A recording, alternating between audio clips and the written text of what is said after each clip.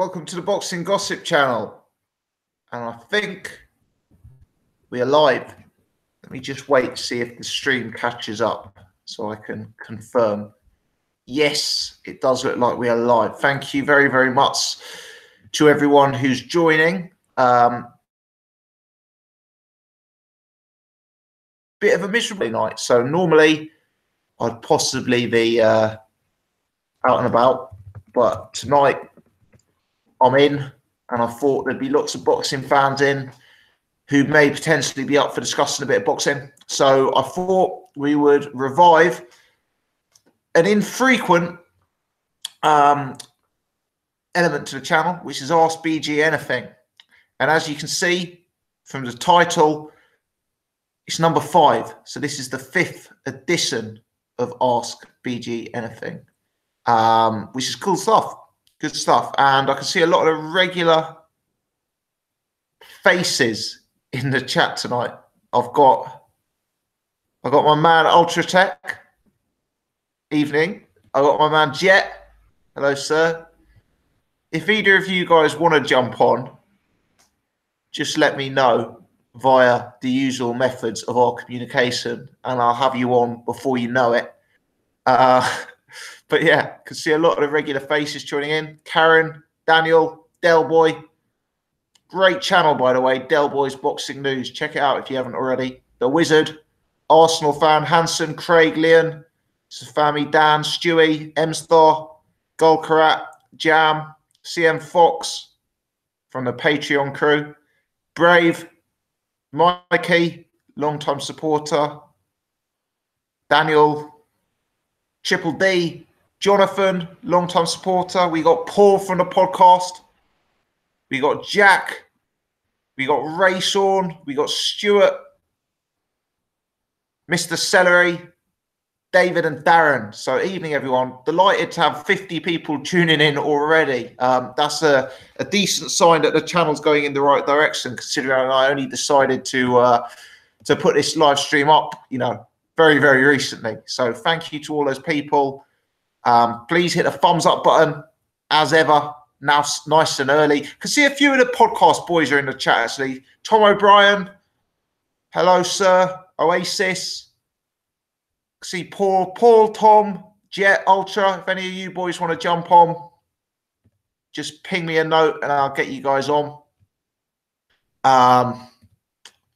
Let's have a look. The plan is I have some questions that I've received from the boxing public on my Facebook. So the plan is to rattle through all of them. Depending on how we get on, we'll then go to the chat.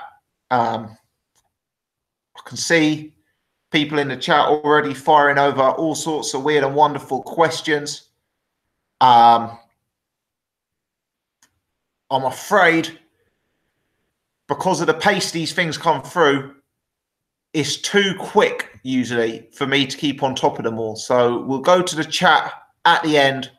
I'm going to be using the questions I've already had in via Facebook before we go to that method. I think Paul is going to jump on. Let me just take the time to ping Paul the link in case he wants to join. Just before we get started, BG is on the red wine tonight. The keen, eagle-eyed viewers might have noticed I was on the red wine on Wednesday because I got bought half a case of it. I don't normally drink red wine, but it's so Arctic out there tonight that I didn't really fancy sloping out for a drink. So you're getting a very sophisticated BG tonight. Stewie has put the beard is coming back. Lose it, mate. Bear with me, guys. I'm just going to ping Paul.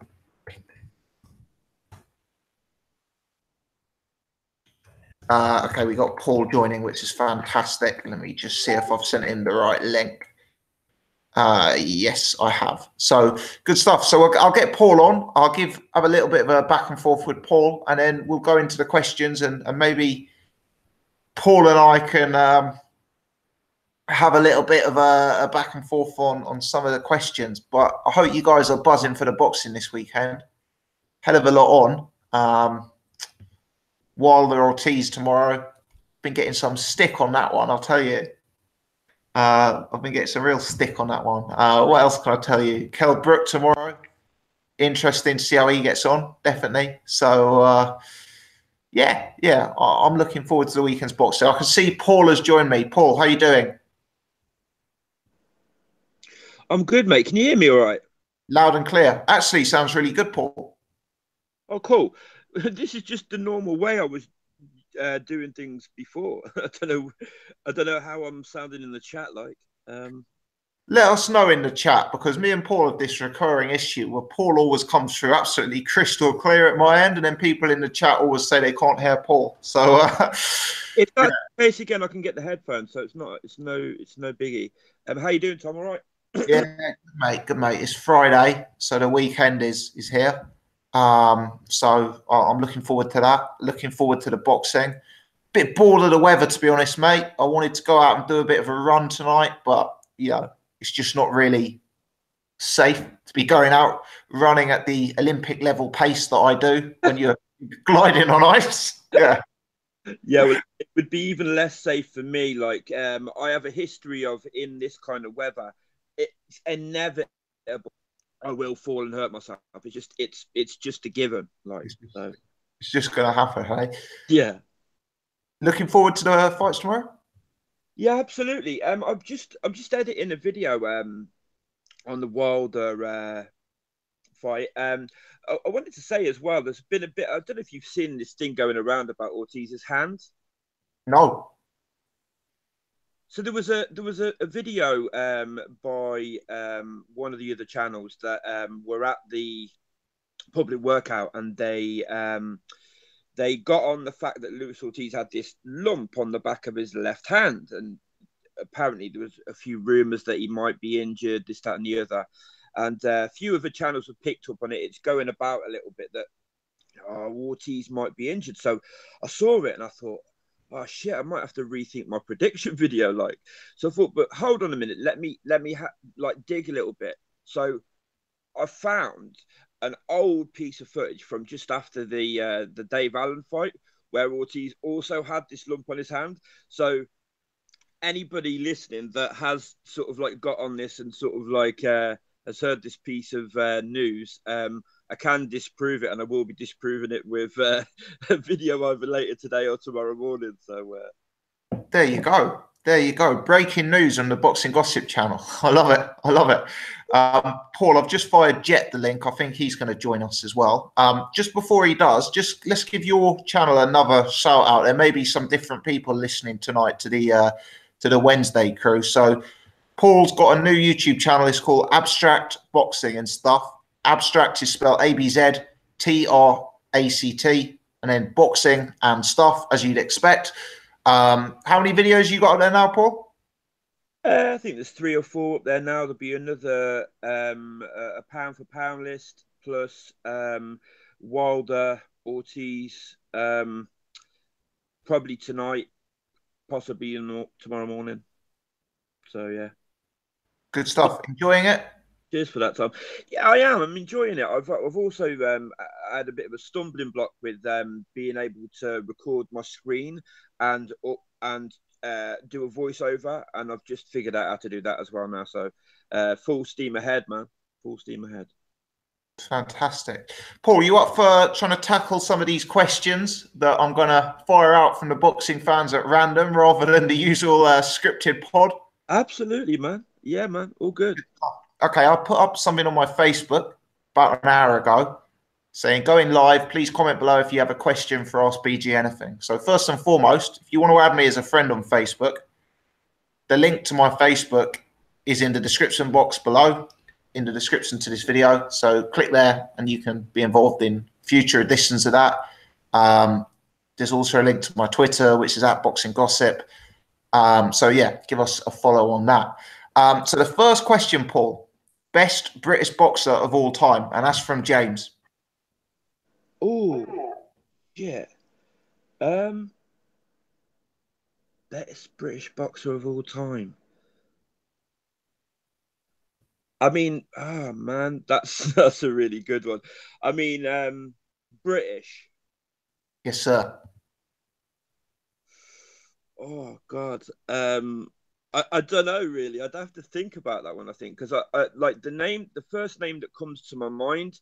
I just want to blurt out, and then somebody will go, "Nah, come on, like what about blah blah blah," and I'll just look like a twat. I mean, Lennox Lewis is the one of the names that sort of come to mind with what he accomplished, how good he was. I don't know what you think, mate. Yeah. I'll just bring Jet in, and then I'll because Jet's just joined, and then I'll come to my opinion. But I think Lennox is very much top of the list. Jet, how you getting on, pal? Hello. Hello, mate. How's life? Can you hear me?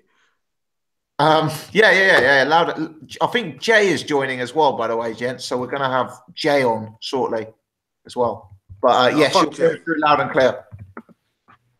As in the words of the great Irish Tom, Jay is the bum's bum. Yeah. I mean, there's a few honourable mentions that have to be. I mean, one honourable mention would have to be Joe Calzaghe just for that record. And I know some of those wins towards the end of his career were, the Hopkins win, the Roy Jones. I know those guys were definitely past their prime, but still, I mean, Joe for me was awesome. I think those are the standout two. I think you can make a strong argument for either one as number one, but I think they've got to be one and two. I mean, whatever order you have them. I mean, what I'd have to say is, if you were asking me for my favourite, and this isn't based on resume, and obviously this guy can't be put ahead of either of the two guys I just mentioned, it'd have to be Naz just for sheer entertainment, for just what he did in the ring was just it was ahead of its time, and I haven't really seen anybody like him since. Of course, he didn't achieve what the other guys did and can't be put ahead of them, but I just liked Naz. I really liked Naz. I thought his style was just so entertaining to watch. Loads of power, underrated footwork, but yeah, probably Lennox. Good stuff. Jet, what was your take on that question? Yeah, I was just jumping on while I heard the question, and I'll be honest, I'm not the biggest boxing historian on this podcast. I'm probably more of a contemporary guy, and I know a lot about the lighter weight classes and up to date news. So I wouldn't have like too strong an opinion. But if I had to go someone that I've kind of gone back and watched a good fair few of his fights, it'd probably be Lennox Lewis as well. Naz is up there. Obviously, he was very, very good. There's other guys that I know he didn't fight anyone, but people would throw in Chris Eubank Sr. and Joe Calzaghe. But I think Lennox Lewis, what he was doing at the time was, and especially being a heavyweight, I think was very much at the centre of British boxing at that time, and he had a couple of guys around him so that helped him along the way. And yeah, I'd say Lennox Lewis, although I don't really I'm not going to say I have the knowledge of a boxing historian, so I'd say Lewis, but nothing with too much emphasis behind it. Good stuff, mate. Good stuff. Let's bring in Jay. Jay, how's life? Whoa. There we go. Yeah, good, mate. Snow is fucking doing me in. Bored of it now, yeah? Well, it stops me getting sex, basically. I'm kind of stuck in my house, so my missus lives miles away, so it's annoying. But anyway, enough of my private life. What was the question? Yeah, so this show, I'm going to throw a load of random questions at you, Jay, and you're going to do your best to answer them with zero prep. The question here is greatest British boxer of all time. Whoa, I mean, I think that's subjective, isn't it? I mean, when you say the greatest boxer of all time, are we talking about achievements or what? I don't really know. Well, what are we talking? We're talking about styles. We're talking about personal favourites or what? The question doesn't specify. Basically, I put up a message on Facebook saying that people could send questions in, and James sent in just best British boxer of all time. But I kind of read it as the person who will go down as the greatest, so a combination of achievements, legacy, that sort of thing. Yeah, I mean, there's a few, isn't there? Lennox Lewis, obviously, but do we class him as a real Brit, really? Do we? I don't know. I don't. But I think Nas was definitely a fantastic boxer, pretty much revolutionised boxing, British boxing, when he came in with the ring entrances and his style, and possibly getting the possibility of always getting knocked down because he was always open for a punch, but then had knockout power. Nas had incredible legs in an athletic way. Really had good power in his legs, good thighs. That's where he really got his power from. So it was exciting to watch. Joe Calzaghe, really fast stands, really again good to watch. But did he have the record? Not so sure. Did he take the leap of faith when possibly he could have done a little bit earlier? But for me, I love Chris Eubank, Nigel Benn. That whole Watson was a really good fighter as well. Kirkland Lang, there's one for you. If you don't know who Kirkland Lang is, check out Kirkland Lang, a really talented boxer, but never had major issues outside the ring with drugs and drink, but a real precocious talent, and went over to Detroit, and I think it was 82, and beat the great Roberto Duran in a decision, which was probably his highlight, and could have been one of the greatest of all time. And Steve Bunce did a short documentary about him. It's on YouTube somewhere, and everyone should go and check it out. And he basically got the interview for a 4-pack of lager. So there you go. Check him out, because a really seriously talented boxer, but never really got to the heights that he should have done. There you go. Nice stuff. Cheers, guys. All right, appreciate all the thoughts from that. I think Lennox and Calzaghe are a clear 1 and 2 myself, in no particular order. But yeah, some good thoughts there from the panel. Got over 100 people joining live. Please hit the thumbs up if you are joining with us live. Gents, I'll move on to the next question. Probably been sent in about 20 or 30. So possibly we need to move it at a little bit more pace than the first question. What I'll do is I'll just ask one panelist each question. And then if anyone else has got something they want to say on it, please do feel the need to just jump in, and we'll get some discussion going. But I won't go around a panel for each and every question. The next question is from Sean. I kind of feel this is one for Jet, actually. The question is, how would Billy Joe Saunders perform against Charlo and Andrade? Yeah, obviously Andrade moved up from 154 for Jack Calzaghe last time out. He's do you know what it is? He's a weird sort of guy to judge. He looks really good against these guys. He should be looking good against the the mid-level guys, the sort of Derek. I know he's American, so the European level guys equivalent. Obviously, he looks good against those sort of guys. But Jack Calzaghe was kind of the I wouldn't even say he's a world level fighter, but the kind of the highest rated fighter, or one of the highest rated fighters he fought, and he didn't look too good. I don't know if it was the weight cut or anything like that. He's obviously moved up to middleweight, so he's very skilled and seems to have a bit of pop. And he looks a fairly solid fighter, but I think he's a he has a tendency to maybe switch off in fights at certain times, and maybe maybe he's susceptible to someone like a Billy Joe, who's a very, very slick southpaw.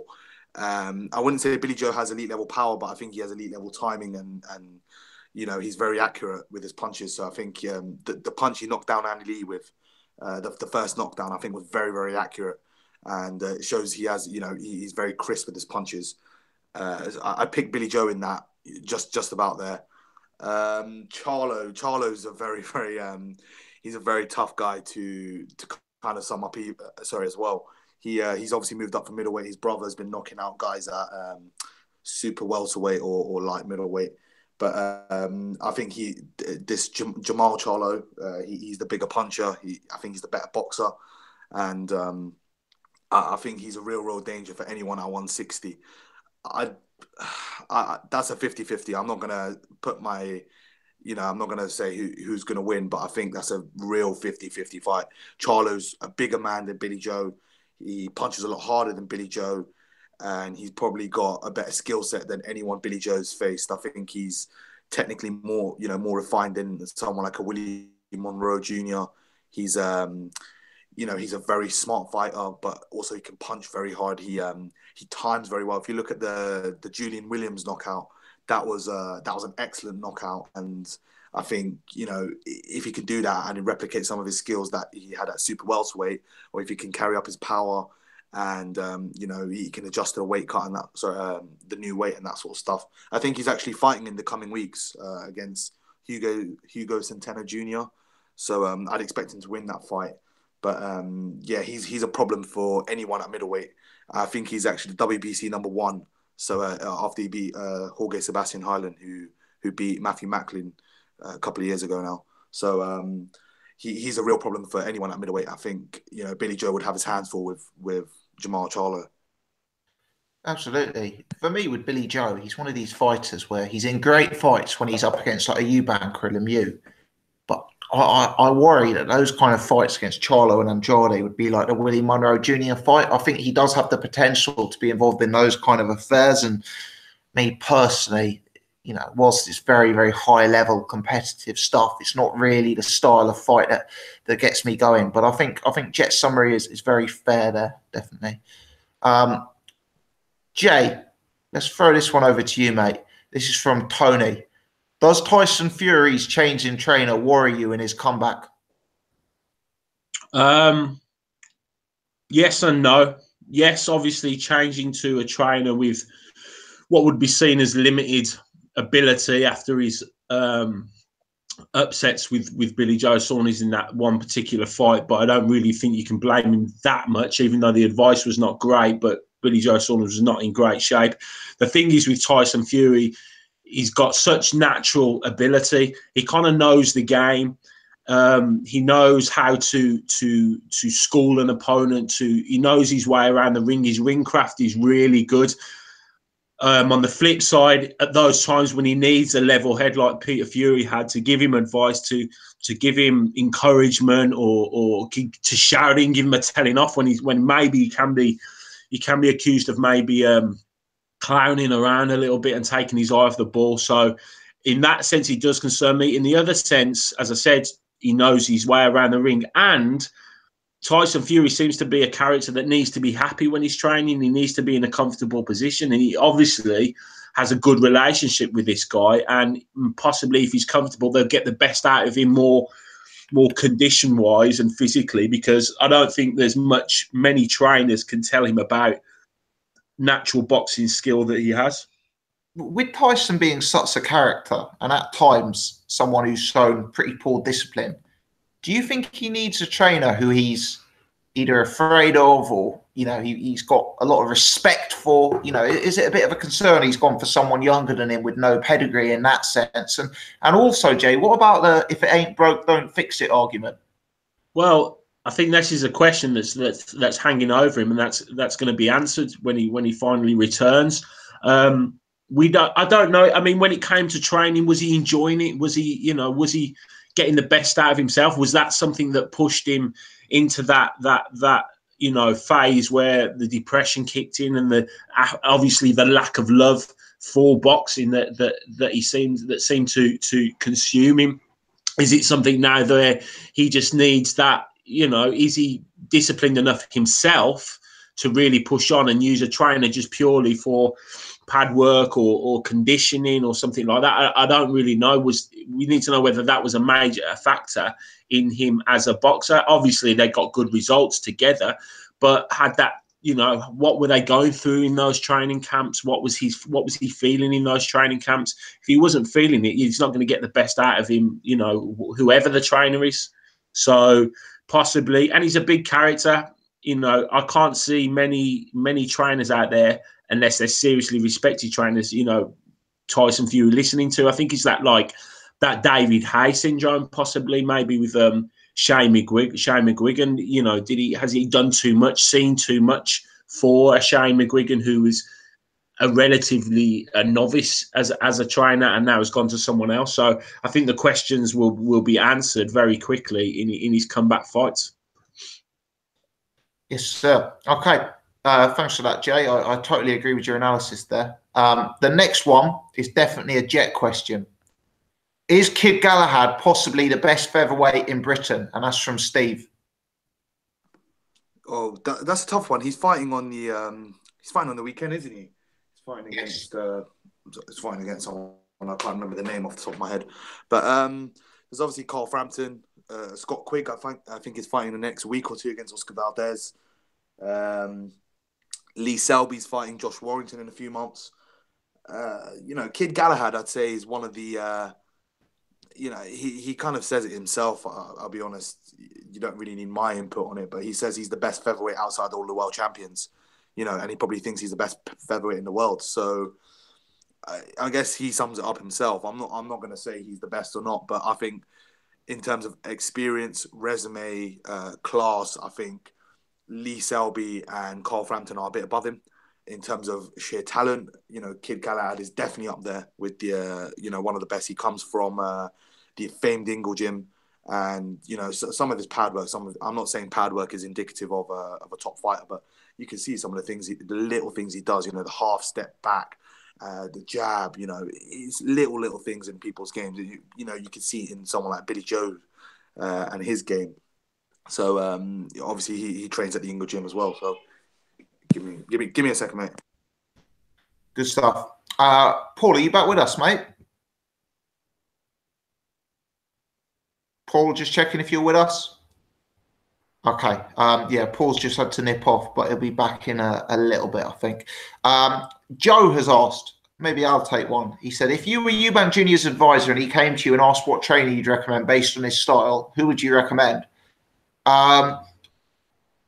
Well, the frustrating thing is I think a very, very good trainer would have actually been Adam Booth. I appreciate Adam Booth is one of these fashionable trainers, but he's got great history in dealing with very explosive, very athletic fighters, and helping them improve on that style. You could go down the Ingle route. Obviously, Ingle's the kind of man of the moment, and with the kind of footwork and precision and skill they teach in that gym, perhaps it's too late for Eubank Jr. at this stage to go to that kind of trainer.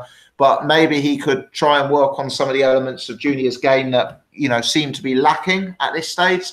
The Mayweathers, you'd have to throw in as another option. We know he's been training out there. We know Floyd Sr. would probably command his respect. So I think all of those would be solid shouts. Certainly Adam Booth, I think, was a missed opportunity for the Eubanks when they had that chance. Richard has asked, Jay, this one's for you. Does Billy Joe Saunders beat Triple G or Canelo if he gets a chance at unification? I think he's got a good chance. I think he's got a really good chance. I don't think anyone would have made him a 50-50 or a 46. I think that they give him an outside chance before the Lemieux fight. But the Lemieux fight really took him to a different level. Okay, Lemieux's not Canelo and he's not Golovkin, but he showed Billy Joe Saunders that he's got such great technique and such a good boxing brain. If Golovkin is on the slide that many people think, I personally don't think that as much, but if he is on a slide, then yeah, he's definitely got a chance against Golovkin. Canelo, again, I don't think he suits Canelo. He doesn't suit either of them really, but he definitely doesn't suit Canelo because Canelo can be very flat-footed. So I would now, again, we've got to see him. How much is Murray going to test him and how much he's going to tell us about Billy Joe Saunders. But I'd like to see him against the Danny Jacobs and then go into that fight. And I think if he put on a really good performance against Danny Jacobs, you've got to be thinking he's got half a chance here, and he's full of confidence. And I think desperately think he believes that he can. They're both there for the taking, but it's a tough ask. Yeah, I think he's got a chance. I think the difficulty with Canelo is, whilst I think he matches up well with Canelo, he's not going to knock Canelo out. No, it's worth back him with his kind of style to get a points win on Canelo, which is so hard. And yeah.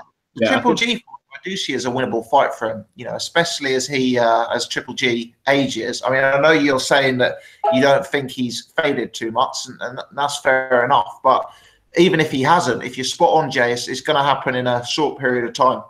Yeah, but the difference is Golovkin will travel. So there you've got a better chance there. There's no way Canelo's going anywhere. Canelo he will stay US based, and he'll have to go to the US. And him being golden boy, then it's going to be a difficult ask to get a points decision, unless it's like the Lemieux fight where you cannot argue with it because it's playing for everyone to see. But Golovkin will travel, will come over to the UK because he's done it before, and he certainly has the technical ability to beat Golovkin. He's got as good footwork as Golovkin. And if Golovkin is slipping, the first thing he's going to slip is that cutting off the ring that he does so well. His power's not going to go, but his footwork's going to certainly be on the decline if that's the case. Totally agree. Paul, are you back with us, mate? Looks like Paul's dropped off for the second. Jet has had to depart. Family call, so it looks like it's just me and Jay now. How long do I have you for, Jay? As long as you need me, my friend. Oh, your Friday night is as exciting as mine, hey? It's non-existent. It's non-existent. I've stocked up with the bread and the milk, and I'm here for the night. Good stuff. All right, I'll take the next one. Nathan, why didn't you mention Audley Harrison winning the WBF title in your recent video? So, for those who haven't seen, I just did a Patreon request video with memories of Audley Harrison that I particularly enjoyed filming. It's up on the channel, went up a day or two ago, so feel free to check it out if it's of interest. Why did I not mention Audley winning the WBF? Because, quite frankly, it's probably one of the least memorable things about Audley. Whether you like Audley or whether you hate him, whether you think he was useless, whether you think he was an all-time great, we're all going to have stronger memories than the WBF title. But yeah, the less said about it, the better, I think, is a better way of phrasing it, maybe. I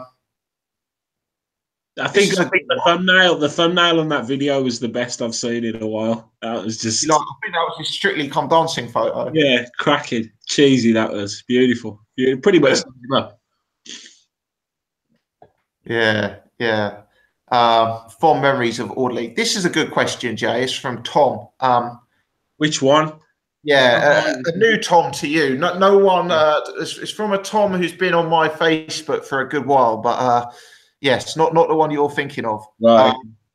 He's put, which current active British fighter has the best chance of winning belts in multiple divisions?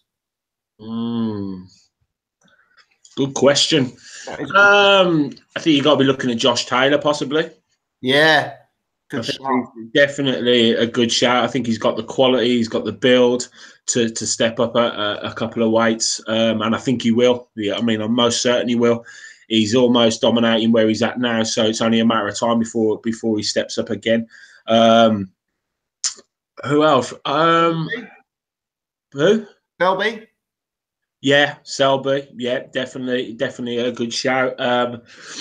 To dominate, to win a title is a lot easier than to unify a division, obviously. So possibly Anthony Yard could probably step up one and grab a title there, like an IBF or one of them. I think he's got a good shout at doing that.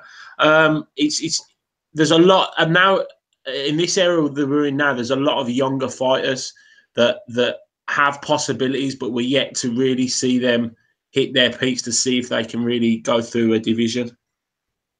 Yeah. I think that Selby and Taylor are the two that obviously stand out, though, at this point. Yeah, for sure.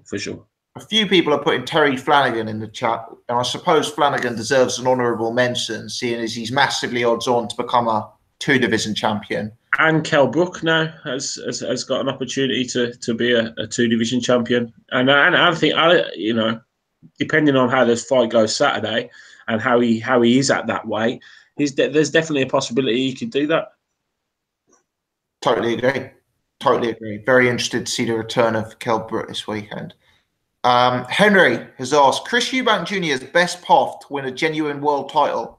Who would he have to beat and what division would it be in? Also, how far can he get if he stays with the same team? And how far can he get if he brings in someone new? I guess my take on that one, just briefly, how far can he get if he stays with the same team?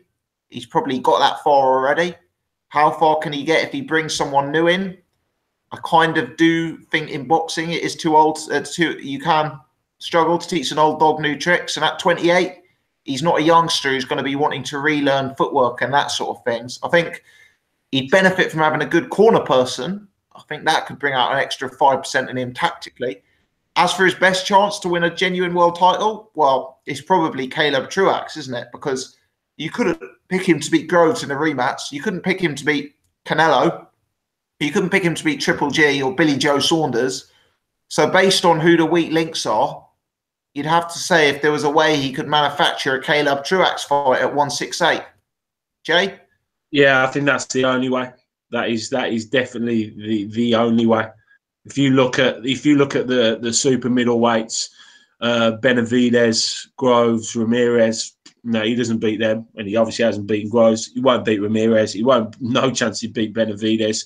And the same in the middleweights. He's not gonna test any of those guys. So yeah, I think with his current setup, I think you're right. He's not going to go any further. He's hit the highlight, and he was lucky to hit the highlight because he landed in that tournament at the right time. My opinions are him. He's 28, 29. Yeah. He's not gonna develop any more. Not that I can see, unless he does something ridiculous or goes to a really good training. You talked about Booth, Ingle. He'd have to really go with his his hat in his hand and say I'm a changed character, which I can't see that happening, especially with the influence of his dad. So yeah, Truax is the only possibility, but then it seems that DeGale has got a rematch with Truax, and I'm pretty confident he'll win his title back and he doesn't beat DeGale. So yeah, I don't know where he goes. I'll be looking for a British title or a European title or a Commonwealth or something like that. Yeah. Totally agree. Totally agree. He's not world level, at genuine world level, based on what we've seen so far. Oh, he could win the IBO back. Yeah, I see Groves as not holding that belt. Let's put it that way anymore. And that wouldn't surprise me. That would not surprise me. Fights for that again. Joe has asked, if Bellew or Hay wins and loses, where do they go in each situation? Let me rephrase that. Where does Bellew go if he wins and if he loses? Where does Hay go if he wins and if he loses? Jay? Bellew, he's become a businessman, hasn't he, Bellew? He's got a real big high opinion of himself now after that fight. Bellew will look for big fights. They're pretty much in the same sort of position. They're both coming to the end. Hay, if he loses, possibly sooner, but Bellew will be definitely looking for those big fights. He said he'd fight Tyson Fury. He knows it's a big money fight. The warrior that he is, and dying on his sword and everything, he'll look for Usyk if he wins that. Probably the winner of the WBSS tournament, the tournament. So he'll definitely be looking for that. I think he'd probably fight Dillian White. I think he'd probably fight, Parker if he had the chance. He's just looking for that big money fights now, just to secure money in the bank. So even if he loses, he'll carry on, and he'll still get a big fight because he's a character, and he's obviously favoured by Matchroom and by Sky as well. So yeah, he's just looking for big fights. I think he'll pick and choose whatever weight he sort of wants to go in between now. I think he did the ultimate thing for him, didn't he? Winning a world title, winning a Goodison. It's kind of like he's sealed his career now for him. I think now it's just about big fights, big money, and trying to do something a little bit different. David Hay, on the other hand, if he loses, well, that's it. We know there's no comeback again. And if he wins, he's the same. He's going to look for that big fight, and he's going to look for that Joshua fight. If he wins that fight against Bellew, he's going to go from this, in the last press conference where he was very quiet and not really shouting his mouth off, to being the biggest mouth in boxing again. And he'll start calling out Eddie Hearn and calling out Joshua. He'll be looking for that mega money goodbye fight, basically. Yeah, I couldn't agree more. I think Hay loss, retirement, Hay win, Joshua. Bellew win, Fury. Bellew loss, big money fights, you know, Dillian White's, those sort of fights. I think if Bellew loses, he could quite easily get the winner of the Super Series, to be honest, because he'll bring money in that division, you know, and that's the key, isn't it? After that series is finished, where's the big money coming from? So I think he would quite definitely fight the winner of that final, definitely. He could beat Dillian White though, couldn't he? Yeah, he could, most definitely. That would be a big pay-per-view. Yeah, most definitely he could. But I think that's very dependent on the Wilder-Ortiz situation and him beating Brown, obviously. But I don't think Wilder or Ortiz, whoever wins, will go straight. Well, no, possibly if Ortiz wins, he'll go straight into that AJ fight. If it's Wilder, they'll take another fight and build that up a little bit more and really get it to the pinnacle.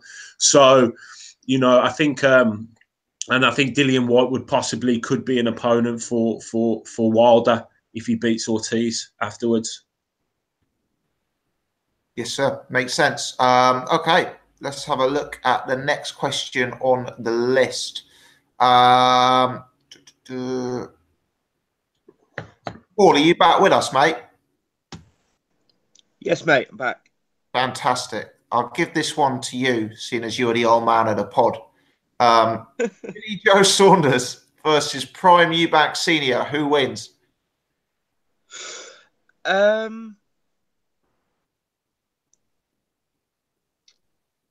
Easy. I think Saunders wins. Easy. Yeah, I think Saunders wins. But I mean, Eubank Sr.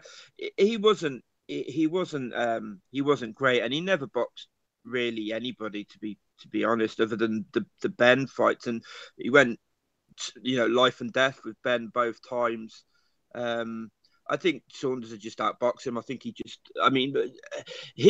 couldn't deal with movers either. I mean, it's not impossible that Eubank Sr. would knock Billy Joe out, because Eubank Sr. what he did have was power. But if I had to put money on one of them, I'd definitely put it on Billy Joe for me. Senior really liked to dictate pace, didn't he? Yeah. He'd like to stand off and pick his shots. And when he seemed to, when he was getting overwhelmed with a lot more speed, he tended to really couldn't react as well as when he's dictating. If you saw that against when he fought Calzaghe, you know, he just didn't really know how to handle Calzaghe. Not at all. Yeah, I agree. You know, I'd pick Billy Joe in that fight, definitely.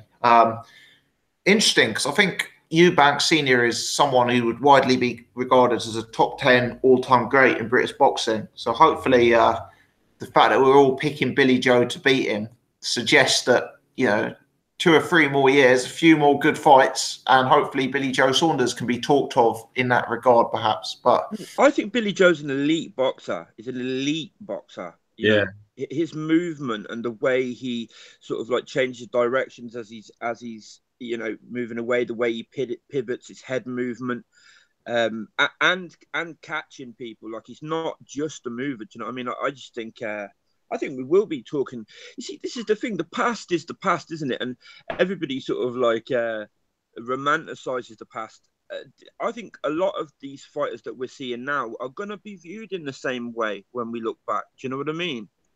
I think with Eubank, there was a lot of hype around him to a certain extent. You know, there's almost a fairy tale with him, in the sense that the great fights against Ben, against Watson, you know, they were epic fights, you know, which really elevated him. But after those, you kind of saw what, you know, you got from him. Do you know what I mean? Where the whole package as well, wasn't it? It was the big ring entrance, the vaulting the ropes, the attitude, the sort of like doing interviews with the monocle and the eccentricities and saying, you know, like boxing's barbaric. I remember that first interview where we started talking about boxing as being barbaric. It was like at the end of a fight, I think he just sort of like, you know, badly iced some poor guy, and he started talking about it like that. And I can remember, like, in those days, I mean, like, this will show my age. The first time I ever watched boxing was Barry McGuigan winning the world title against Pedrosa. So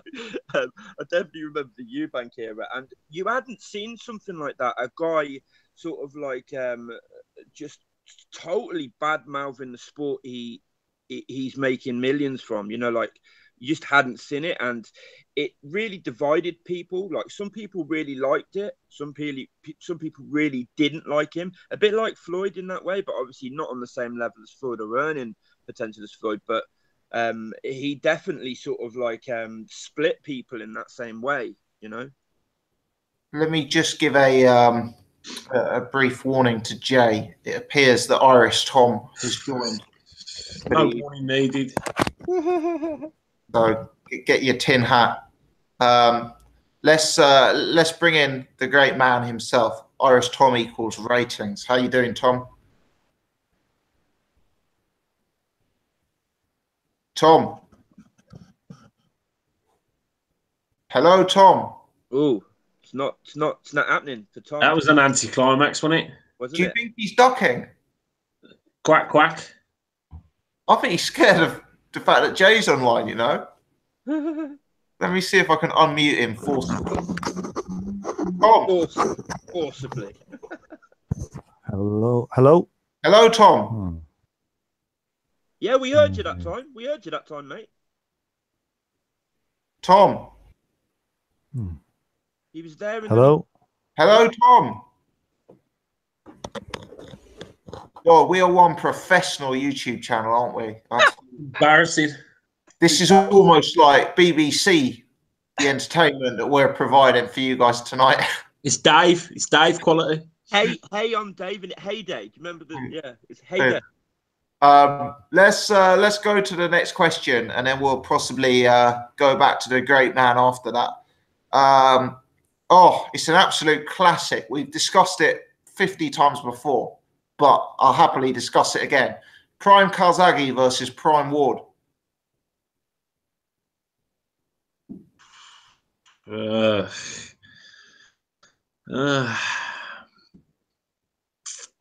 a tough one, I think that is.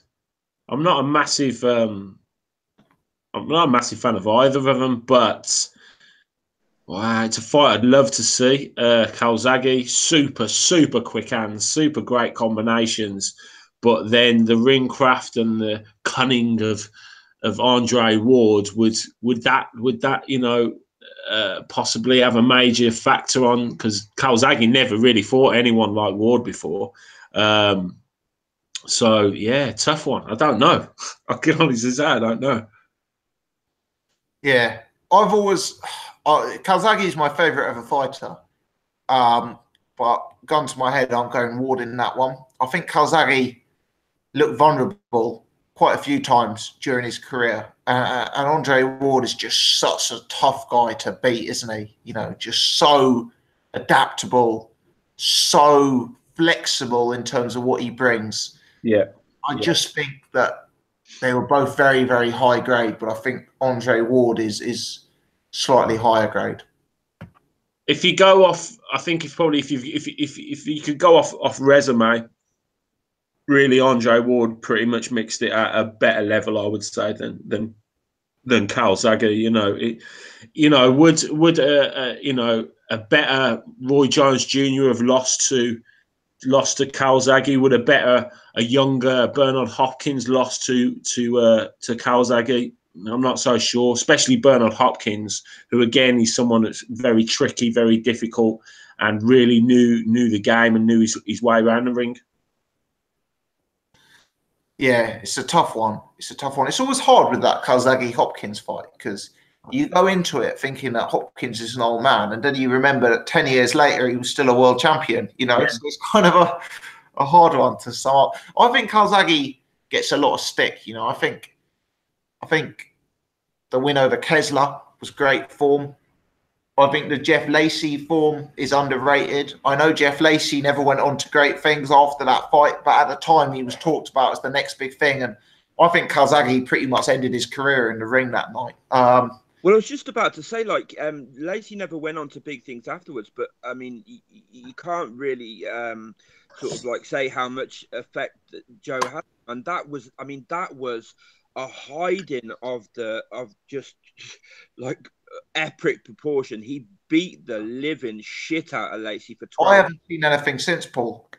Pardon? I haven't seen anything like that since. I'm not sure I have. I'm not sure. Not such a beating where he just landed so much on him, so many combos.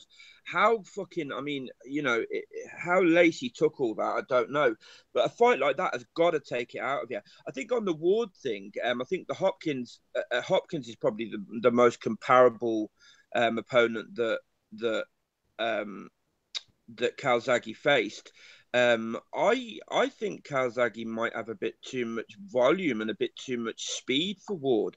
I don't think Ward deals with good speed and timing too well.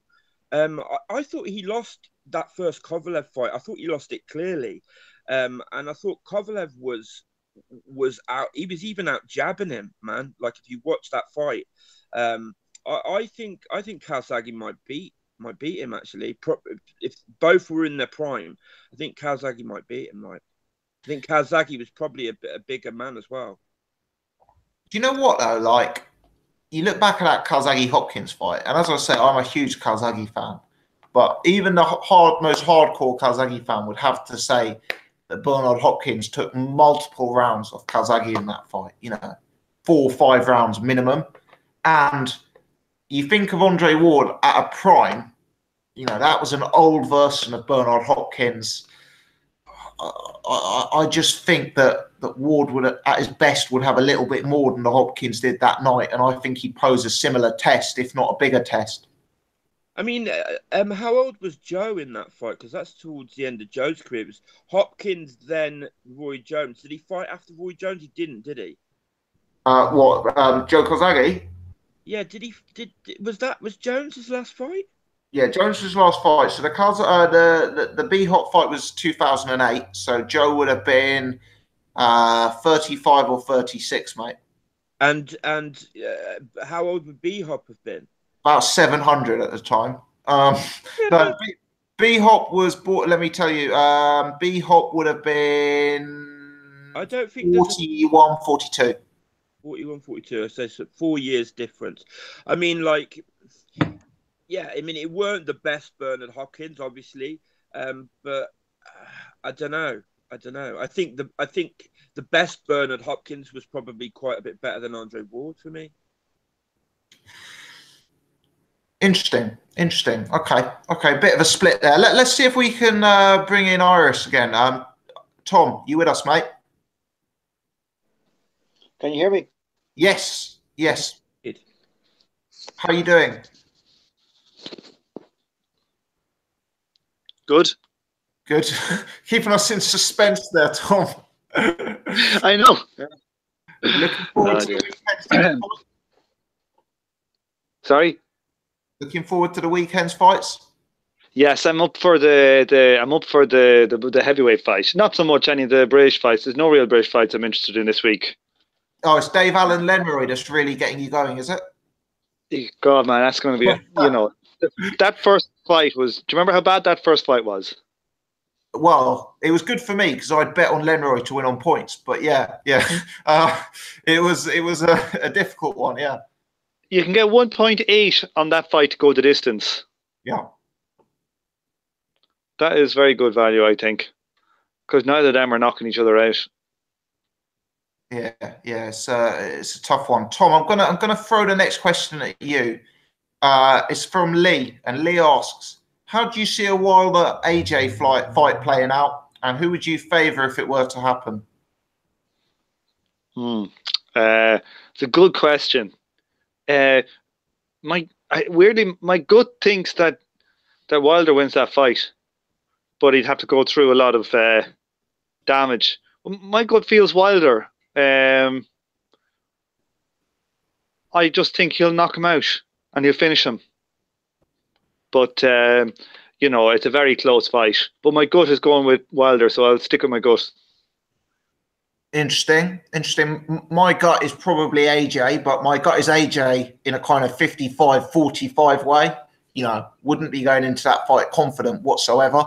I actually think Wilder is going to enter the next stage of his career now, and I think we're going to see a totally new Deontay Wilder starting tomorrow. But that's just my take. We are. I don't see that. that we'll be seeing the Wilder that's making up excuses for why Ortiz beat the shit out of him. That's you see it. Oh God, Paul, you're really digging a fucking hole for yourself now. This is worse than McGregor now. At least with McGregor, Paul. At least with McGregor, you're a novice and you hadn't done it before. But you're digging a second grave for yourself now. You should have learned from the first one. Yeah, have any of you seen the fucking dodgy hand rumors and everything going about, and that footage from the another channel where they sort of like clock the lump on his hand in the interview and that? Have any of you been picking up on this? It's probably just like a bunion on his hand. Yeah, well, I said at the start, they're making a few channels are trying to make a big deal of it. I said at the start, I found an interview with him after the Dave Allen fight where he had the same lump. So the big deal that people are making of it is nothing. You see these things in boxing. I remember a couple of days before Groves Eubank, somebody on Facebook had blown up a photo of Groves' hand, suggesting that it was broken or something, you know. But at the end of the day, these are people who hit hard things for a living as hard as they can. You know, it's no surprise that their hands look slightly different to the average, I guess. Yeah. And they're going to get spurs. You know, if you're repeatedly hitting a thing, like, you know, that's why people get like bunions in their feet, is because their shoes are slightly the wrong shape and they repeatedly, you know, have that just happening to their foot being at an angle where it shouldn't be, and it causes a spur on the side of it. So, you know, if a boxing glove is slightly too tight or your hands are quite bigger than the average thing and you're hitting things, you're going to be doing damage and the bone's going to get stronger and heal again. So it's probably just nothing. It's probably just like a bunion on his hand. Good stuff. Paul, let me throw the next one at you. How far do you think Daniel Dubois can go in the next year? All the way to space, baby. All the way to space. In the next year? Yeah. Not very far, I hope, because I think he's very, very, very raw. He's got some skills, but I think he's very, very raw at the minute. Oh God, I don't know. Maybe British. I don't know. I hope they don't sort of like try and fast track Daniel Dubois. He's only a young kid. He's not up to much yet for my money based on that last fight. I thought he struggled with a guy that was very, very very basic, a little bit awkward, but very basic. I thought he struggled at the start, to be honest. Yeah. I think, how far can he go? If we're talking, you know, unrealistic possibilities, I think he could get to European level in a year's time. You know, in 12 months, could I see him fighting Ajit Kabayel and maybe nicking a win? Yes. How far will he go? I'm dubious. I must admit, I'm dubious. If you look at Dubois' career to date, they haven't taken too many risks with him, and there's nothing wrong with that. He's only 20 years old. He's obviously quite raw. He's obviously got a lot of development still to go. There's no need to feed him to the wolves just yet. You know, I'd like to see him in 6 months' time fighting the likes of Tom Little, fighting the likes of Nick Webb. I'd be keeping him well away from the Joe Joyces, the Nathan Gormans. Maybe he could be fighting a Dave Allen or a Lenroy Thomas in 12 months. I mean, the Gorman fight's already been talked about. Look, I don't like rushing them. I'm not a fan of. I wasn't a fan of it with AJ. Luckily, with AJ, it paid off, but that could have been and still maybe an accident waiting to happen. I don't rule Parker out of this fight at all. You know, I'm not a fan of rushing them, these kids. I'm not. No, I agree. Dubois could still be fighting in 15 years. He doesn't need to have his, you know, his big payday next week. No. Jay, this is the last one from Facebook. Chances of Bellew versus Hay pay-per-view price being higher, such as 25 quid, considering Canelo versus Golovkin is on after. I don't know if BT can take it as a standalone pay-per-view, and Frank won't have a show on the 5th of May. No, I don't think so. I think it would be the usual price. I can't see it being any more than that. You mean like Bellew Hay? I think what they're saying is, could Sky get both Bellew Hay Oh, right. and Canelo Triple G, and then bill it as a single pay-per-view for 25 quid or 30 quid? We talked about this last time. Who was fighting the last time they fought? Was there an English card on the same night as last time? I think I remember on Box Nation or on BT. Yeah. So I think what Warren did is he had it as a paper. Was it a pay-per-view? Because he had two cards, I forget. No, I'm not sure. I don't think. I remember I can't remember, to be honest. I remember we having the discussion about whether Triple G and Canelo would be a pay-per-view in this country because of the time it was on, etc., etc. I don't know. I think BT got the rights for Canelo Golovkin. I would imagine they would because of the interest with Billy Joe Saunders. So I think they'd probably be desperate to get it onto their channel, to be honest with you. But I'm not 100% sure. But I don't think it will affect the Hay price. You don't think so? Okay. No. I'm not sure if there's been an announcement yet on Broadcaster. I don't know. I'd be very surprised if it's on Sky. I really would. I know they'd want it, obviously, but I think they would.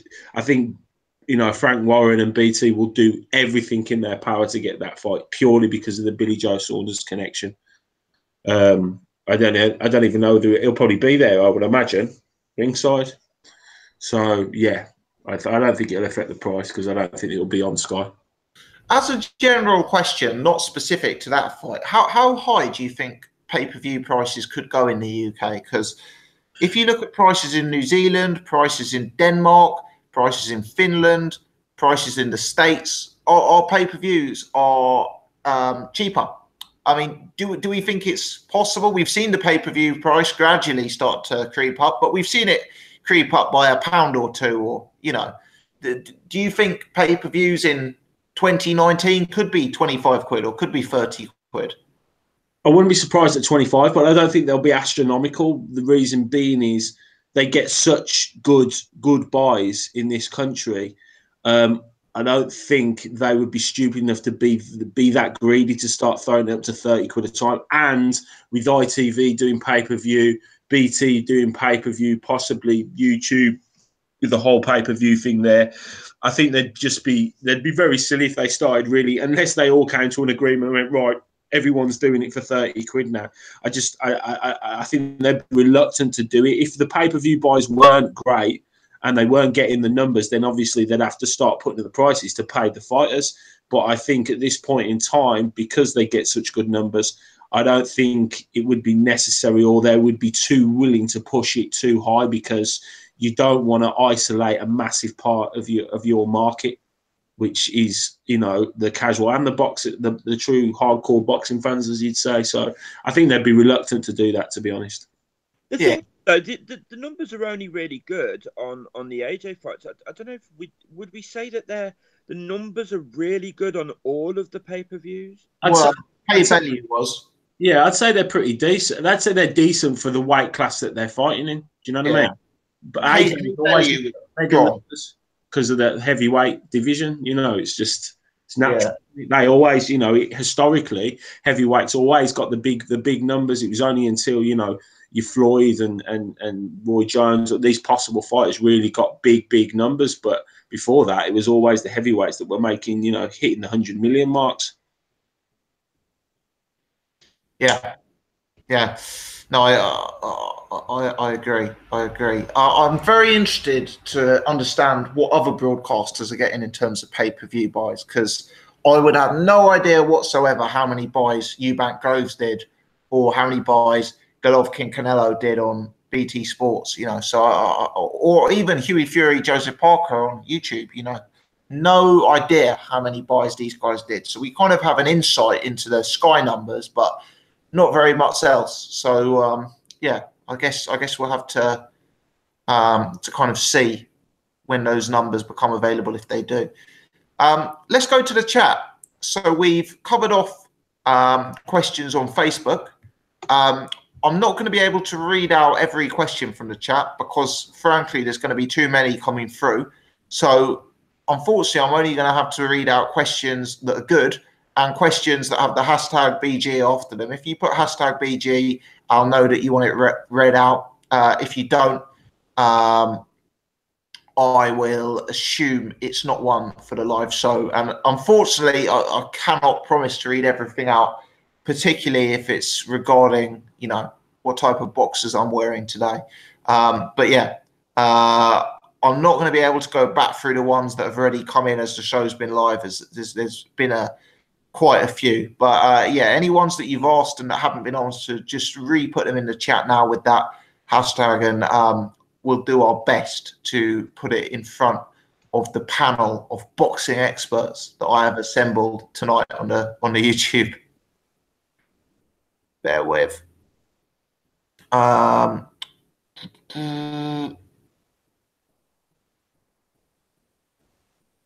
What fight made you get into boxing? Asked Jack. I think for me, Calzaghe was a big part of me getting into boxing seriously.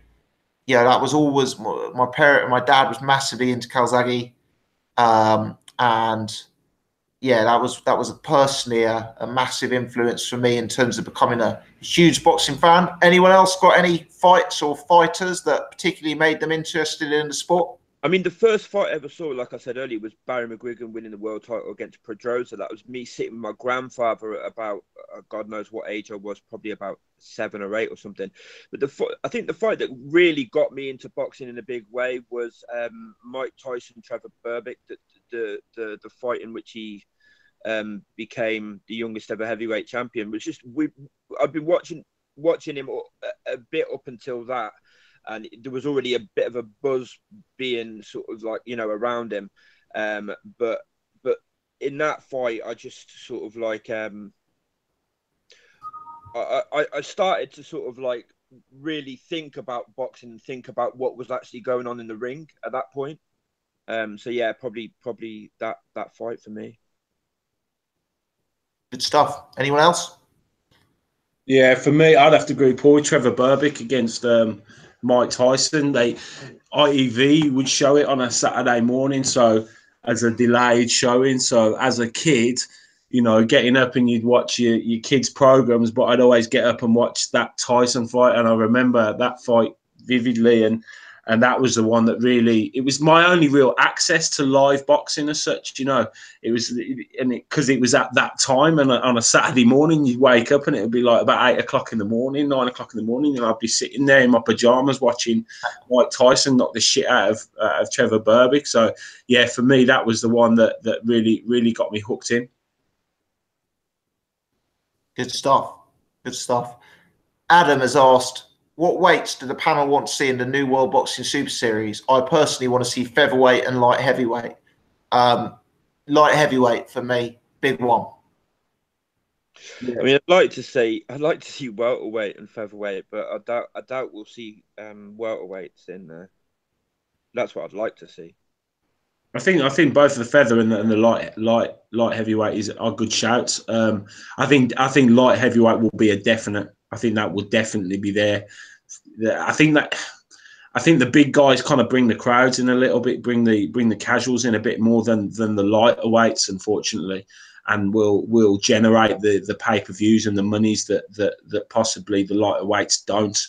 You know, because obviously, ideally, they'd love to have a heavyweight, wouldn't they? You know, everyone then, and that would be extraordinary, and it'd be huge money.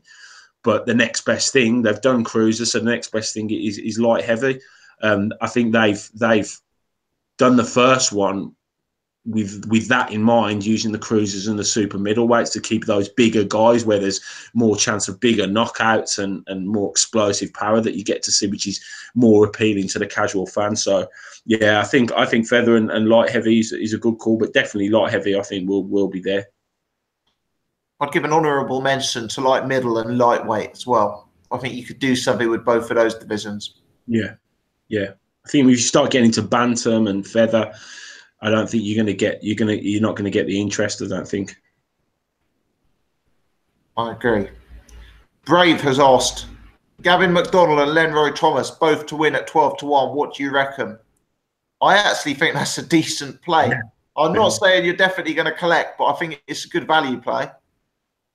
12-1? Yeah. Jeez. That's a fucking really good play, man. That's Really good. Awesome. Really good. I'd get on that, definitely. Where's that? Who said that? Where's... Well, to be honest, it doesn't surprise me because Lenroy on points is 9-2 and McDonnell on points is 7-2. So I actually thought you might get a bit more value than 12-1. I mean, I think that the McDonnell one's less likely. I think it's unlikely McDonnell will win that. At those kind of prices, you could almost back both, couldn't you? You could have quid on Lenroy at 9-2, a quid on McDonnell at 7-2, and a quid on the double. If any of them come through, you make a profit. Yeah. If all of them come through, you buy yourself half a lager. Well, Dave Allen, if we don't know what Dave Allen's going to turn up, really, do we? Is it going to be that lethargic Dave Allen that we see that starts to become a punching bag? And we know Lenroy Thomas. Obviously, you've probably talked about it on the podcast, but we know Lenroy Thomas. He's quite technically gifted in a way. He's got good movement, and if he's super fit, like he says he is, and that he wasn't last time, that's quite an easy win for him. I think. He's in much better shape. Exactly. And I think there's two sides to that fight in the sense that Dave Allen, there's a lot more pressure on his shoulders. He seems to have taken things a lot more seriously. This whole last chance saloon for him. But Lenroy Thomas coming in looking quite confident, looking very lean, and looking like he's going to take the victory. And Jam Don's fighting Gamal Yafai, isn't he? Yes. So how good is Gamal Yafai, really? We I think this is a good fight for him, and we get to see how decent he is. He's obviously, is he as good as his brother? Who knows? So I think that's a really good bet. A really good bet. I mean, on the eye test, I think Gamal Yafai looks better than Gavin McDonnell. Yeah, but I think there's other factors around that fight. Yeah, definitely. I mean, it's a great bet. I might even have a little punt on that. Yeah. Boxing fan says, BG, who's your favourite fighter now cleverly has retired? Tyson Fury, followed by Billy Joe Saunders. Anyone else on the panel want to offer theirs? Well, Tyson Fury would be my favourite drug cheat, and probably my favourite clean boxer would probably have to be, let me think, what do you call him? What do you call the guy who lost to Eggington? Gavin. Frankie Gavin. Are we talking British fighters or just any fighter? Just favourite, but interesting. Tom's so desperate to say something controversial that he spouted off before he could even blurt it out. It's not controversial. It's not controversial. Quick there, a little bit too quick. He came there. It's not actually controversial. It's controversial to deny the fact that he failed drug tests. No, you're all right. I mean, favourite fighter in boxing, if we're just talking about boxing full stop, for me would be Lomachenko. I think he's just head and shoulders above anybody else. I think he's in a league of his own, Lomachenko. Say British boxing or world boxing? It just says, who's your favourite now cleverly he's retired?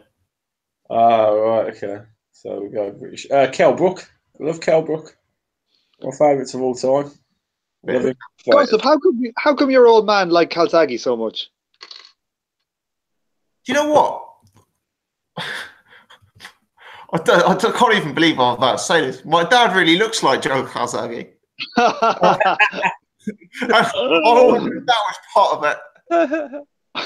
Can we get a picture? What was that? Can we get a picture? Yeah, we need evidence here. Yeah. No, sadly not. He would shoot me if I started doing that. Why did he like Calzaghe? I think. Well, I don't know. I think there was something about. Yeah, I don't really know. I think it was probably the fact that he wasn't a one-punch knockout artist, and the fact that he kind of got through fights on like fitness and output and work rate and speed and, you know, that sort of stuff. I have a question for you, Gossip. Now, we got the Wilder fight on this weekend. It's very rare that you don't go for the boxer in a fight. What's going on? Are you taking money from Eddie Hearn that you're going so heavy in on Wilder? Well, if you recall, I actually neglected to go for the boxer in Groves Eubank as well. So it's a recent trend. I think Deontay Wilder is a very dangerous man. I think he's probably the most dangerous fighter in the last 10 years. I'm not saying he's the best. I'm not saying he beat everyone. I'm not saying he's the most complete. I'm saying the most dangerous.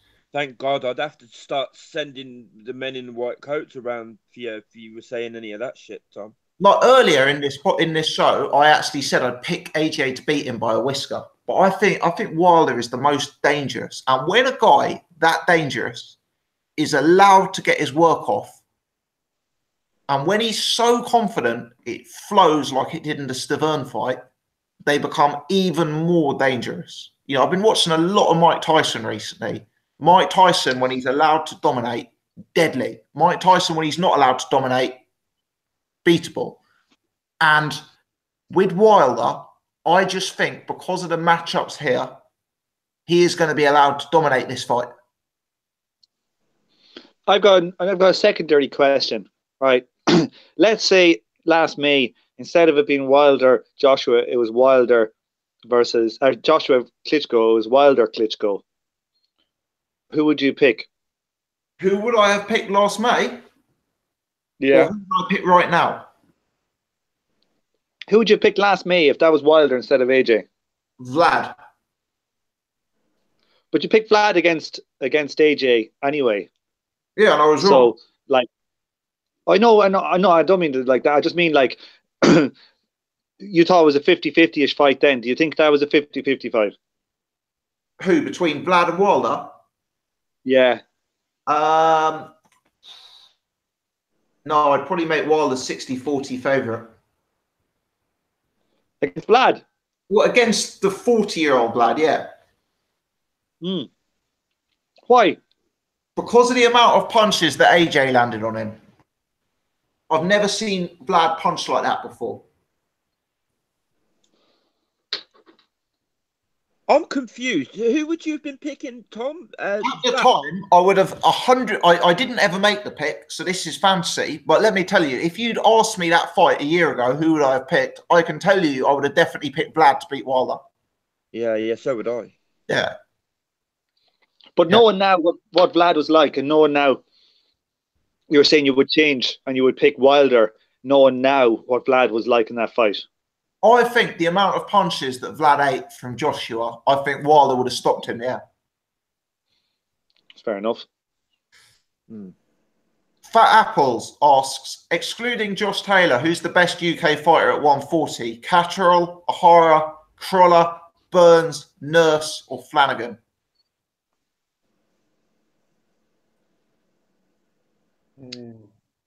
I don't know. Probably Flanagan. It might be O'Hara Davis, you know. No. Oh, O'Hara Davis is trash. Flanagan, I agree with Tom on that. Flanagan? Yeah, like. Well, when we're saying O'Hara Davis is trash, let's just note that Flanagan went the distance in a laboured performance with Derry Matthews. Derry's very next fight, he got smashed to pieces by O'Hara Davis. Yeah. Yeah, but remember, what weight was that at? That was at 135. Yeah, but Flanagan fought at 135. Yeah, but Flanagan's now stepping up to 140.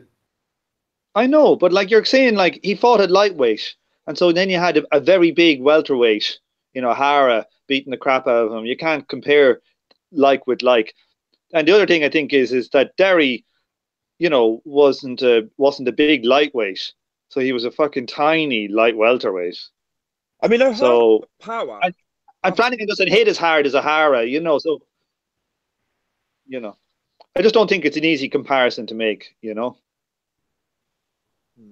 No, it's not. I would make Jack Catterall a favourite against Harrow Davies. Yeah, he could be, couldn't he? I think so. I think he'd beat him like 7-5 or something like that. Farouk, BG, thoughts on Price Povetkin? Panel, I've already done a video on that one, so I'll throw it out to you. So have I. But for those who haven't seen it, I think it's a fucking awful fight, and I think the people around David Price plus David Price want their heads fucking looking at. Well, not really. You can't blame him, can you, for taking that fight? Well, I mean, I suppose Look at the risk reward on that. Yeah. You know what I mean? It's like his career's nowhere. He's going nowhere. Who would he have thought he was going to fight? Maybe a British level fighter, possibly a European level fighter, if he was to come back. And then someone's giving him a golden opportunity there. He beats Povetkin, boom, he's right in it for a big fight, like he said himself. I just think there's no chance. I just think the combination. Well, I'm not saying he's going to beat him, but what I'm saying is, if he did, look at the position he's going to put himself in. If he beat, I don't know, Dave Allen or Tom Little, what sort of position is he going to be in then? Yeah, I mean, he wouldn't. That's true. He wouldn't beat them. I think I'm not saying if. What I'm saying is, I'm not saying that he's going to beat them. What I'm saying is, if you were going to take a fight, why not take a Povetkin fight? Because in the off chance, if he beat him, then look at the position he put himself in. You could make the same argument about me. I might as well go in with fucking Povetkin. No, I've seen you. You know, that's massive difference in that. I mean, can I just David Price has no chance. He's got less than 1%. Yeah, but we say that. But if you're David Price and you're looking at David Price doesn't know that, and someone goes, you can fight Povetkin, you think, why not? Why not? If I'm still going to fight, I might as well fight him. Why not? Because he's probably going to get 100 grand, and he thinks this I'm going to just cash out. Well, there you go. But that doesn't mean that the fight should be made. That doesn't mean that should be sanctioned. Why not? That fight should be sanctioned. Why not? It should be sanctioned. Why not? That fight should be. I mean, let's have a look at Alexander Povetkin. And his fights. I mean, Alexander Povetkin fought Andrei Rudenko 2 fights ago. You can't say he's at a massively dissimilar level to David Price. You know, previously he was fighting guys like Marius Wack, Johan Duhapar, Mike Perez. You know, David Price is. Why want to know? Why shouldn't it be sanctioned? David Price is only an English level fighter. He's not even British level. Why shouldn't it be sanctioned? You're putting an English level fighter. He mightn't even win the English title. But why shouldn't it be sanctioned? Because the same reason why they don't put in a journeyman in with the world champion, it won't get sanctioned. If they want to fight each other, let them fight each other. Well, I'm saying they don't get sanctioned. They have a duty of care for 30-0 knocking out Gavern. They have a duty of care with their boxers. David Price is an accident waiting to happen.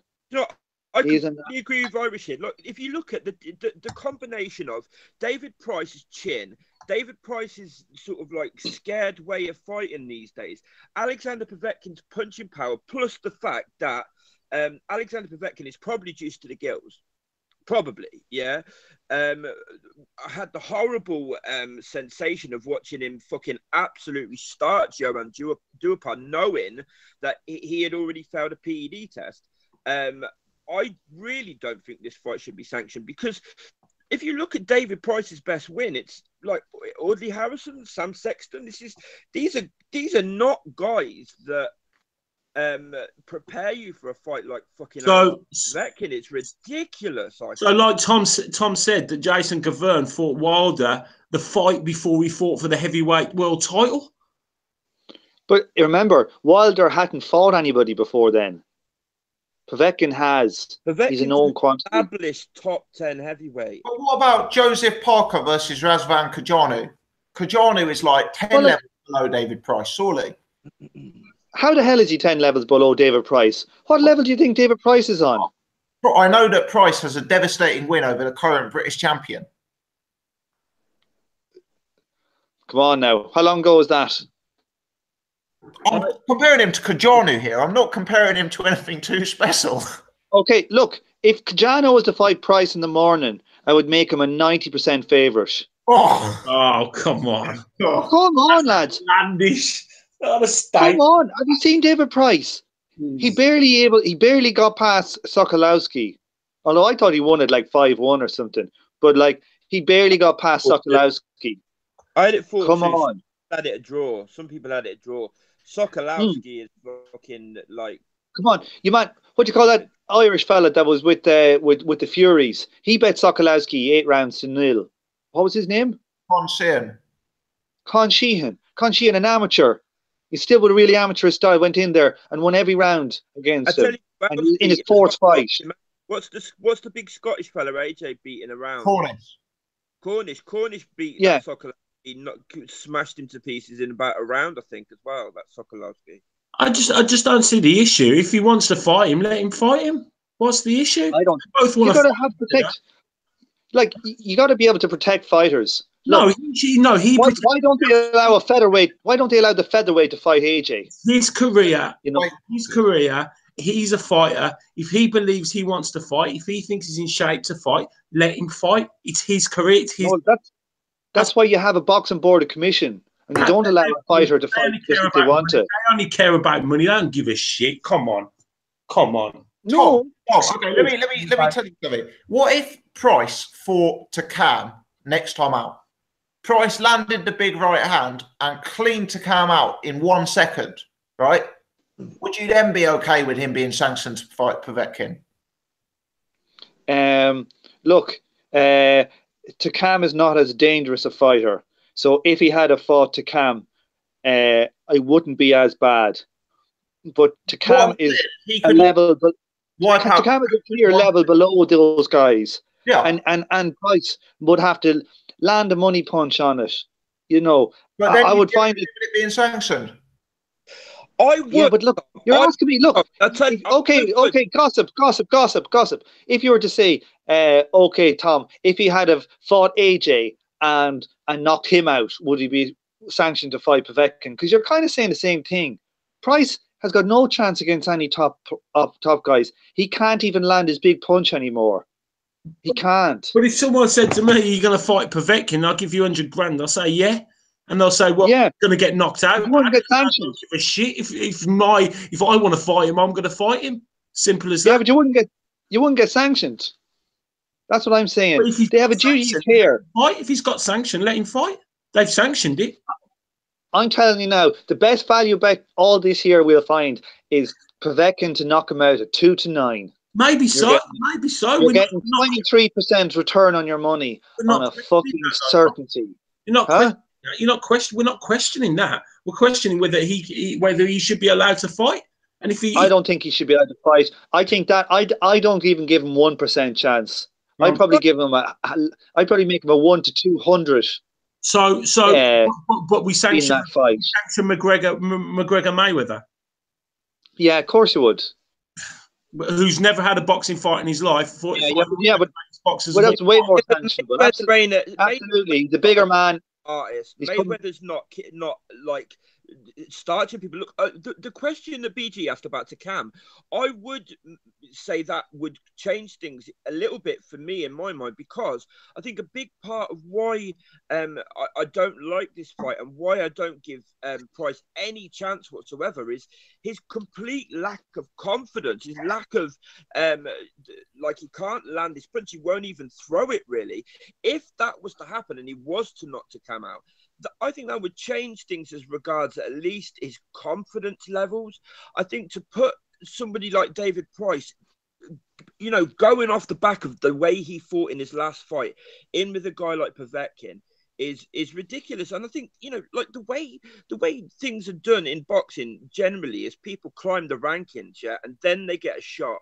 The reason for that is you don't put a guy that's just had like 2 fights in with a guy like Povetkin or something, or you don't put a guy as sort of like vulnerable and, you know, lacking in sort of like any kind of ambition or confidence like David Price in with a killer like Povetkin. I just don't like the fight. Leaves a bad taste in my mouth, I've got to be honest.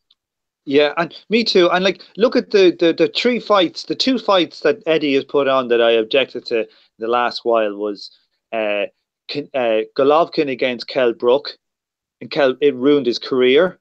And another one was Dave Allen got beaten by Ortiz. I think they were scandalous matchmaking, and I think this is just the same. Like we've just had a death in England in the boxing ring, right? And people will say, "Oh, you're talking bullshit, Tom," or whatever. It's like, these are the type of matchmaking that actually end up causing fucking people to get actually properly hurt. And it's all well and good maybe on Sunday morning, Price will be fine. But like, for me, there's a decent chance that he could be seriously hurt. He shouldn't be anywhere near that ring. And I think it's the worst of boxing. It's the worst of boxing, and it's the worst of boxing fans who say, "Oh well, if he just wants to get in the ring there," I think that's bullshit. No. Because that sanctions anything. You might as well get it. You might as well say fucking get a granny in her wheelchair and put her in with AJ for $1 million quid. We wouldn't say okay to that. That's a ridiculous statement. Come on. He's a heavyweight boxer that's mixed it at a half decent level. He's been knocked out before. He's got a big punch. He's a big lad. Give him an opportunity. This is an opportunity that could change his life. That could completely change his life. You're fucking right about that, Jay. You're dead right. It could change his life. Why should we not give him the opportunity, or people not give him the opportunity to fulfill a dream that he's had possibly from since he was like 8 years old? Because we don't think it should happen. If he wants to fight, he should fight. Yeah, he's also a 6'8" heavyweight with 26 professional fights, 22 of which he's won. He's substantially bigger than Povetkin. He's substantially younger than Povetkin. Povetkin put in his most subpar performance in a decade in his very, very last fight. I'm not saying David Price is going to win the fight, but Boxrec have him as the 45th best heavyweight in the world. I think that's probably a fair summary of where he's at right now. I don't. I don't even make him nowhere near. He's probably not. Probably not top 10 in England. Is he top 10 in UK? Well, you'd go Joshua, White, Chisora, Huey, Dubois, Gorman. That's 6. I don't know. Would you want to throw Joe Joyce over him? Maybe. That's 7. I personally wouldn't want to be throwing David Allen over him. Well, based on, Cornish, based on how he dealt with Sokolowski, you might want to put over him. I mean, I think his lack of confidence and stuff, it makes him. I just think he's totally irrelevant in the heavyweight division now. I think I'd like to just see him retire. Got to be honest, I would. I concur. Like, here, I'm looking at a box rec. You got Anthony Joshua, Tony Bellew, Dillian White, David, Derek Chisora, Hugh Fury, Nathan Gorman, Sam Sexton, Daniel Dubois, Gary Cornish, Nick Webb, Dave Allen, Joe Joyce, Tom Little.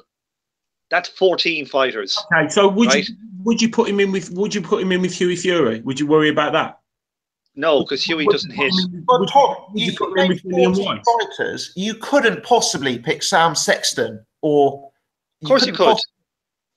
You'd pick Sam Sexton to beat Price, or you'd pick Tom Little to beat David Price. I'm saying you definitely could. Just because he bet him 6-7 years ago, that's a different fighter. Different fighter.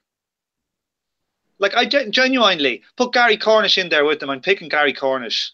No. David Price is 3 right hands away from being the undisputed heavyweight champion of the world. Yeah. An all-time great heavyweight and pound for pound.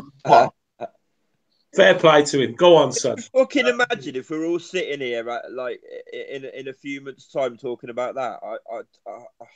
I'm fucking switching to fucking, I don't know, hockey or something if that happens, I tell you. I would love it. I would love it. Seriously, there's more chance that Aston Villa would win the Premiership. Here we go. There's no need for personal digs, Tom. There's no need or Leicester, Tom, eh? All right, let me put it this way. There's more chance of England winning a Grand Slam. Ooh. I just think that you give him the chance. As Tom said, he's 3 fights away from being undisputed heavyweight champion of the world, man. You know what I mean? Something that he's obviously dreamed of. Give him the chance. Let him do it. You know, man. Well, look, with people, if the thing goes wrong and it comes back and we're doing the podcast next week, people say, "Oh, it was desperate matchmaking. He should never have been put in with him." And it's one thing saying it afterwards, another thing to say it beforehand. We should try and be consistent with our matchmaking and protecting the fighters, because look, I don't like to watch fighters get beat up. You know, I don't like them to see them getting damaged, and I don't like to see them getting taken advantage of, because all that's this been set up for is for the casual fans to see Povetkin knocking him spark out, and then everybody going, "Oh, this Povetkin's a killer," when they have to put Joshua in, it'll sell. And that's all it's done. He's just a sacrificial lamb. He's just basically been. I think one thing you're neglecting there, Tom, is that David Price, whether you like it or not, remains a huge draw, like a mega draw. It's not irrelevant. You're saying the only reason he's on the card is as a sacrificial lamb. I'm saying he's on the card because people are genuinely going to be glued to their sets when he's on. And whether you like it or not, it will mean more people are interested in this belt.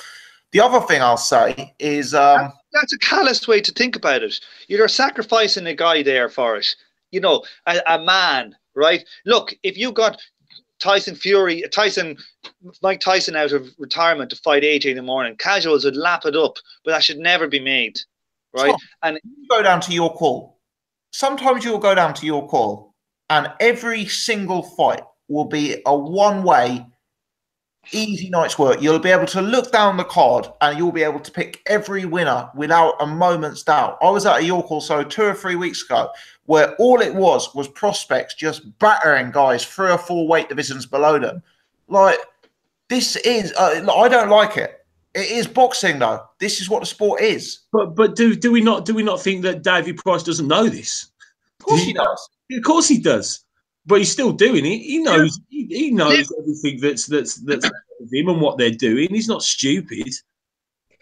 Well, he might be.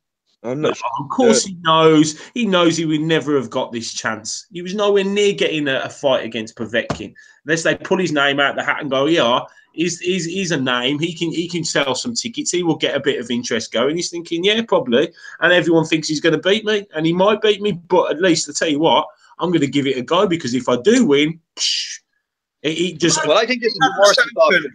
Imagine if they had sanctioned Rocky Balboa against Apollo Creed, you know. Yeah. Yes, Tom. Facts.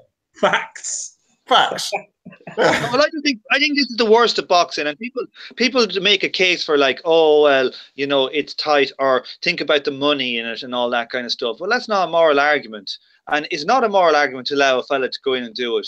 There's plenty of fighters that have brain damage who still want to go on and fight, but they're not allowed to fight. Yeah, nowadays they're not allowed. In the past, they would have been allowed to fight. Brain damage. You can make exactly the same arguments about allowing a guy to fight in there, you know, when they've got medical conditions that they shouldn't fight. David Price doesn't have a medical condition, does he? He's got something. He does. He's got fear. He's got fear in the heart and a glass chin.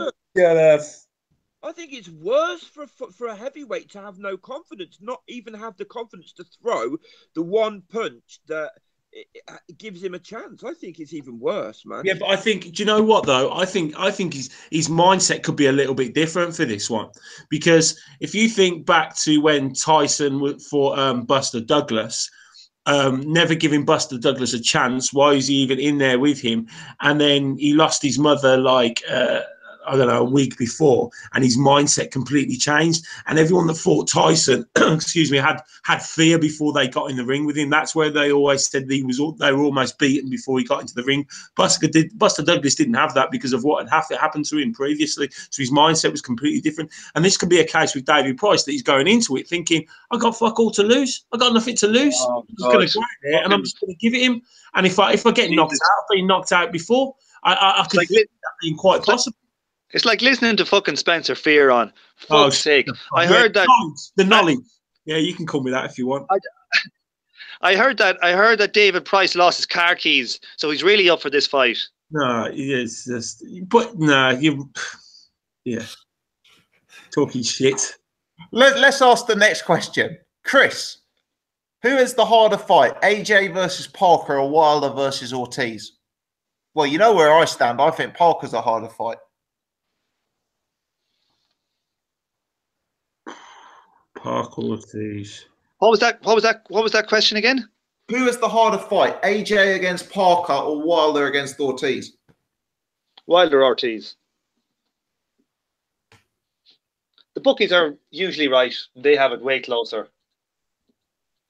That is true. I think they're both hard fights. I think Ortiz is probably the harder fight. Just like Wilder is 4-11. Put it this way: Wilder is 4-11, and in the other one, AJ is like 1-9. So.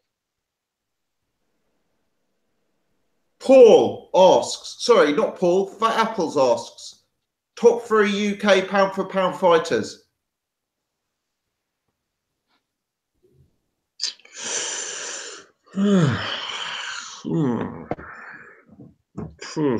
Taylor, is he in there? No. Okay, there you go. AJ. AJ's got AJ. Billy Joe Saunders. Billy Joe, and then either Groves or Frampton. Well, it depends. I would have Josh Taylor in there. I don't think we've got the names on the resume yet. That's the only thing with Josh Taylor. Yeah, you're looking. You know, I'm just pure ability. If you're looking at the eye test, I'd have to put Josh Taylor in there. I think Saunders. Do we say Saunders? Saunders, yeah. Saunders, AJ, and well, I think us three would go with Taylor, but Groves. You go with Groves. I'd probably go with Frampton third.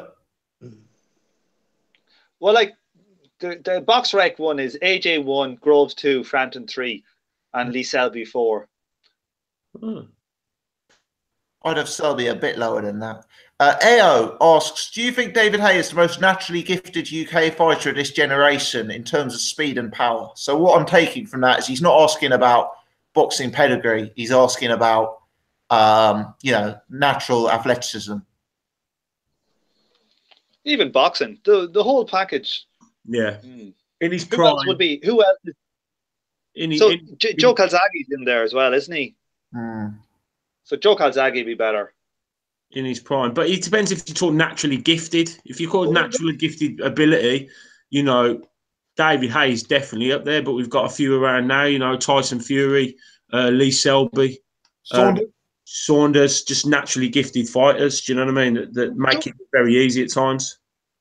But he's more like Joe Calzaghe is more his period, to be honest. That's like David Haye's prime. You'd probably pick Joe Calzaghe. He's crossed an era, hasn't he, David Haye, really, because he's still boxing. So, it's one of them. But, yeah.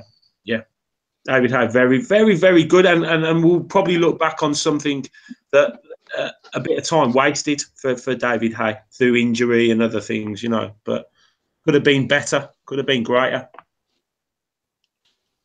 Thoughts on Hennessy returning to Channel 5? It's good. Yeah. More on terrestrial, the better. Pity it's Mick Hennessy because he couldn't promote his own funeral. It's a good thing. It's a good thing. Just had a note from Paul saying he's got a suit. I've actually got ahead as well in a minute. This has been on for nearly 2 hours, which is a lot longer than I expected. Anyone got any further comments they want to chuck in ahead of this week's boxing before we call it a night? I have one comment and one comment only, and that's Jay's a bum. We're going to have to put this on pay-per-view, Gossip, because I'm going to have to stick him in a ring and put it on pay-per-view. I'm quite happy to do it. Promote it. YouTube pay-per-view. Yeah. Jets referee. We'll have none of this capitalist scum thing. We'll do it at amateur for charity, and I'll beat the brakes off him. I'll let you wear a head guard. Yeah. Seriously, you'll have to give me a sword or something because you'll probably beat the shit out of me. I think we'll need a catch weight. Yeah, big catch weight. Yeah. Catch weight. What's your weight? What would you be fighting at, Jay? At the moment, I'm just under 14. I am at the moment, 14 stone. We got a healthy cruiserweight. And well, like if I was my fighting weight, I'd probably be super featherweight. Well, there you go. You went better speak to the boxing board of control about that one then. Yeah, it shouldn't be sanctioned. No.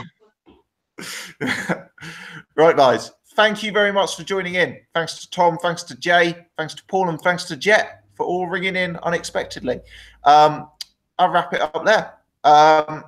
Thanks to everyone in the chat who's been watching from start to finish. Still 100 of you watching live. Massively appreciate it. Please whack the thumbs up button. Please hit subscribe. Many, many thanks for tuning in. Enjoy the fights tomorrow, guys. All the best. Flip slide.